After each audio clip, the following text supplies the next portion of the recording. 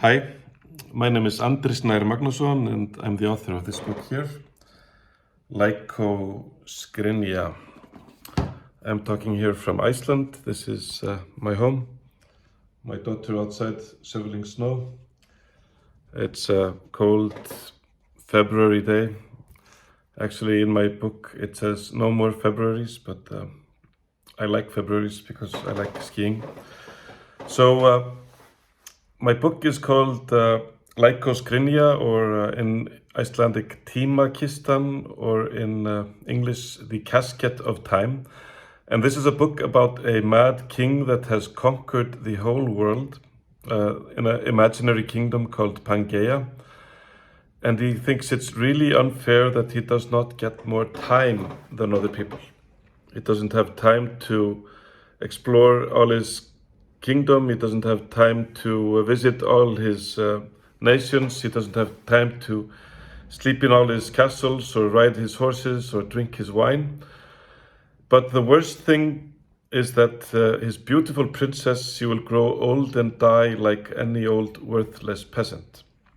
So the king gets very depressed and anxious because of this situation. He demands that if he is the most powerful man in the world, he should get more time than other people.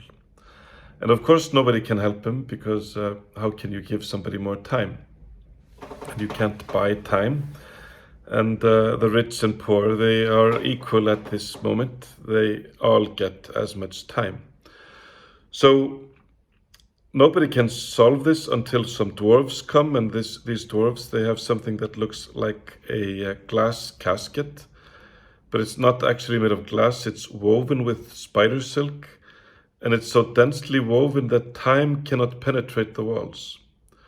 So when the princess is in this casket for an hour, for a day, for 2 hours, for a week, for a month, for a year, the princess feels like only 1 second passed, just one little moment. So the king can use this casket to remove all the unimportant days from your life. For example, if we look at our lives, we spend 1/7 of our life on Mondays, which is a terrible waste of time. You know, I've spent probably 7 years only on Mondays, or 8 years on Mondays already, like I had committed some crime. We spend 1/6 of our life on Februaries and Novembers, and then come Corona years and Trump years and all sorts of boring moments in your lives. And in the end, when you calculate, maybe you only lived just a few weeks or months that were really, really precious. So the king can give the princess only the Instagram moments of life, only the days that are actually worth living, only the really, really, really important days. But of course, so this starts well to begin with, but things start to go out of hand, because the princess becomes more and more precious, and the days have to be more and more special, so they will be worth living for this beautiful princess. And in the end, it takes like 2 years to prepare the perfect day in her life.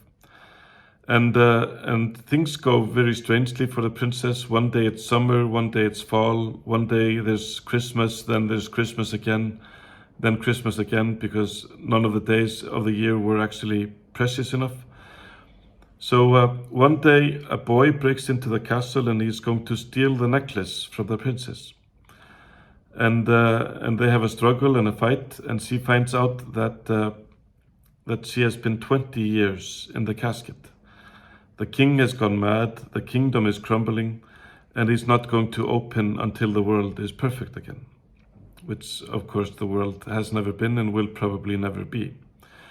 So the princess makes a deal with the boy that he shall open the casket on a full moon and help her to find on every full moon, and help her to find a way back to real time.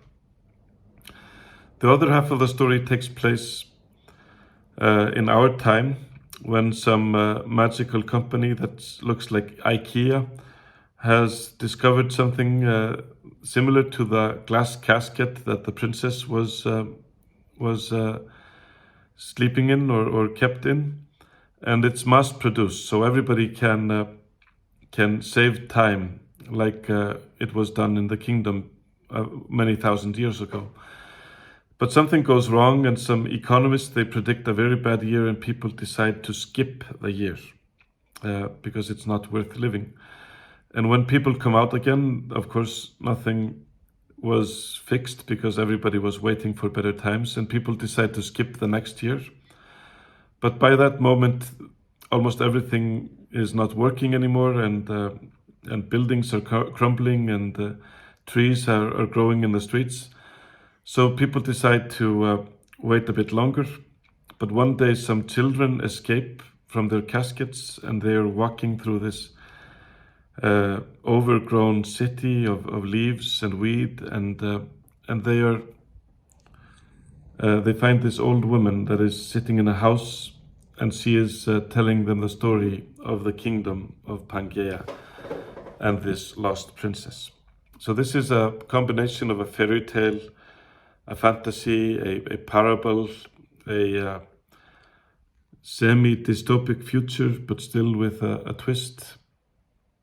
So sci-fi, fantasy, fairy tale, parable, all kind of bundled together in a single book for children, but also for older people. So it has been very popular with like 18 and 20-year-olds and 25-year-olds in Brazil and Turkey and elsewhere. So what are the lessons of the book? Well, the book is, of course, a kind of a parable of what happens when nobody takes responsibility and everybody waits for things to work themselves out instead of fixing the world themselves. They're waiting for somebody else to fix it. It's, of course, a fun thought experiment to examine what happens if we could actually stop time and we could choose the best moments to live.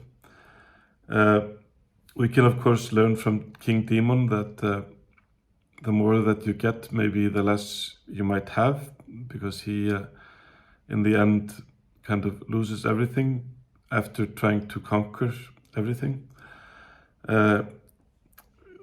Can dystopian books for youth save the world?